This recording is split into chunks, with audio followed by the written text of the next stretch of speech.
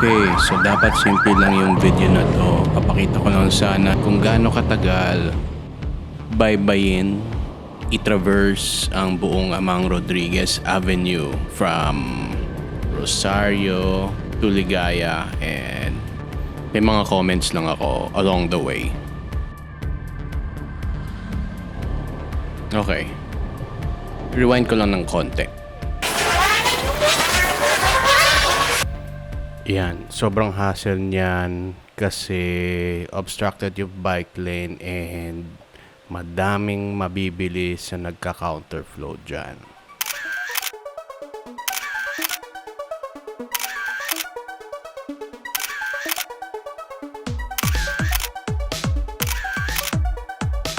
Nilagyan na nga ng harang sa dami na nagka-counterflow. Minsan nagkaka-road rage pa nga Anyway, balik tayo sa bike lane.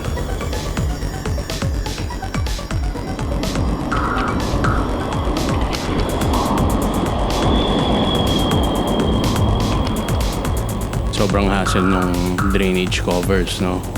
Kaya kung may makita kayong biker na wala sa bike lane dito, yan ang rason.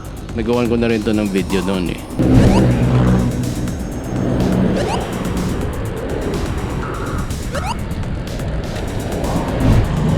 Sandali lang daw, konting understanding, but every time you block, obstruct a bike lane,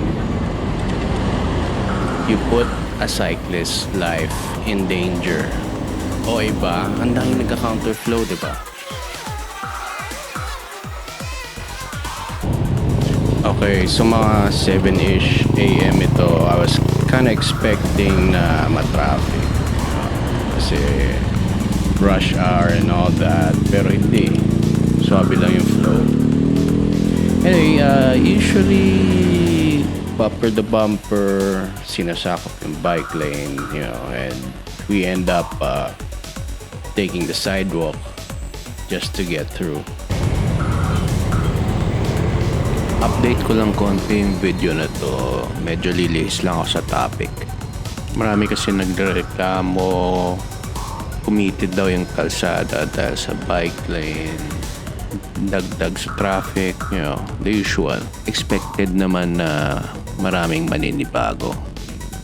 And syempre parang uminit din yung discussion sa Facebook, and some people are really working on getting the bollards removed. Okay, finreeze ko yung frame na to para ipakita kung gaano kaluwag yung daan. Maluwag, 'di ba? Ito naman, same spot pero kabilang angulo. And you see motorcycle riders encroaching on the bike lane. Yung reason daw na pumapasok sila dyan kasi naiipit sila sa traffic. And sinisisi nila lahat to dahil sa bollards.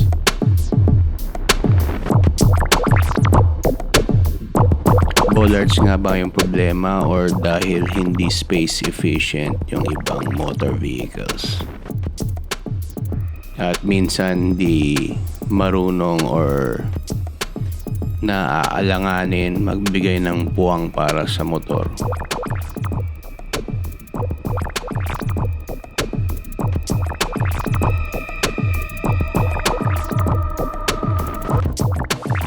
Look, nakakalusot naman sila. Pero a lot of them choose to disrespect cyclists by using the bike lane as their expressway. Problema kasi dyan, baka may matamaan, may masagi na cyclist. And kung hahayaan natin ito, it can really discourage people, to take up cycling. Parang kung ganun nga, nawawalan ng saysay yung protected bike lanes. Anyway, hindi naman buong Amang Rodriguez tinadtad ng bollards. Maraming namang lugar na wala Recently, marami akong post tungkol sa bike lane. As in, madami. different spots, in Amang Rodriguez, and it's, pretty clear na marami talagang gumagamit. Pasig Transport estimates around 6 to 10,000 cyclists, pass through this road every day. Ang dami nun. And another recent count shows that mas maraming bikes dumaadaan kaysa sa private cars. Buti na lang may mga bike count. Or else parang hirap paniwalaan, di ba? Anyway, flashback ko lang ulit pre-pandemic peak hours ng Amang. Para lang ma-remind kung gaano ka-traffic.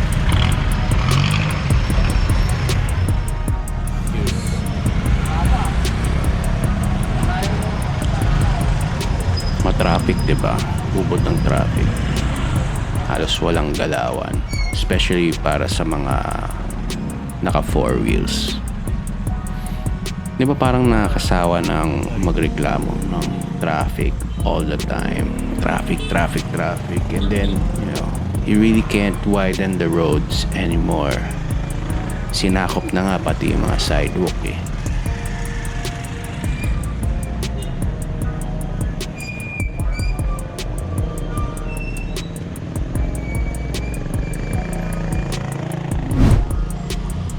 Okay, back to present time. Here we have a viable solution. And we have to build the whole network of this, protected bike lanes. And it has to be for everyone. Yung tipong lola't lolo mo will use it. Yung mga tita-tito, pang bike to school, bike to suka sa tindahan, bike to the supermarket, bike to talipapa, and it will only work if we get motor vehicles separated. And definitely we still have to improve this. Okay, singit ko lang, medyo recent din to. Kayo ng musga.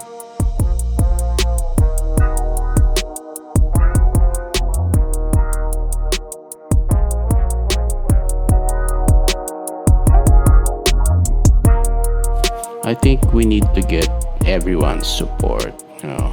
Maybe the city can do more safety campaigns about the bike lanes. Yung wholehearted, support.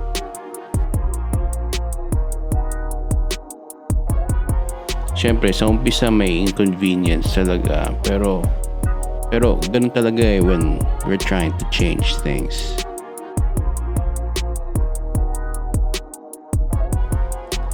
Another recent update dito sa Amang, kakalagay lang ng bollards sa tulay ng floodway.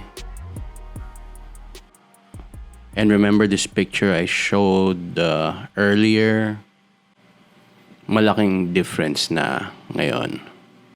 Mas nakakadaan na ng mabilis sa mga tao. So, now balik tayo sa original question ng video. Gaano ba katagal i-traverse yung road na to? Yung street na to? Kung nakakotse ka, pandemic, pre-pandemic, could take you, 15 minutes kung walang traffic, 30 to God knows, more than an hour. Actually, unpredictable din eh. Hindi mo sabi kung rush hour or hindi rush hour or kung labasan ng mga trucks.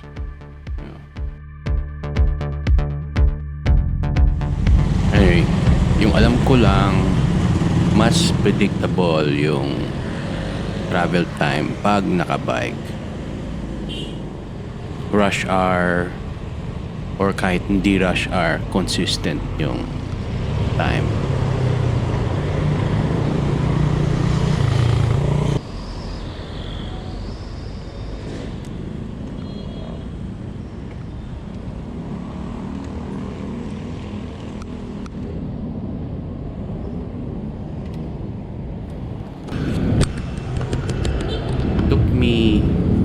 30 minutes. almost 40 minutes. Tried a different run also going back.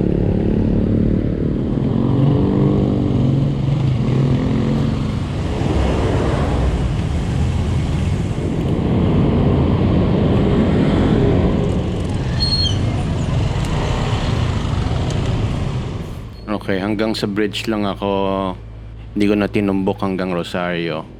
It took me 10 minutes to get here. Move people, not cars. Ika nga. Nananawagan ako sa lahat ng siklista na dumaadaan dito, lalo na sa mga taga Pasig, na show your support.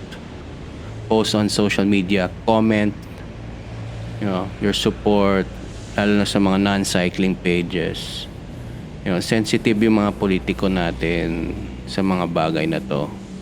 And a positive comment about the bike lanes, defending the bike lanes, goes a really, really long way. Let's be vigilant, let's be proactive, let's be vocal, or else babawiin nila at babalik tayo sa ganito.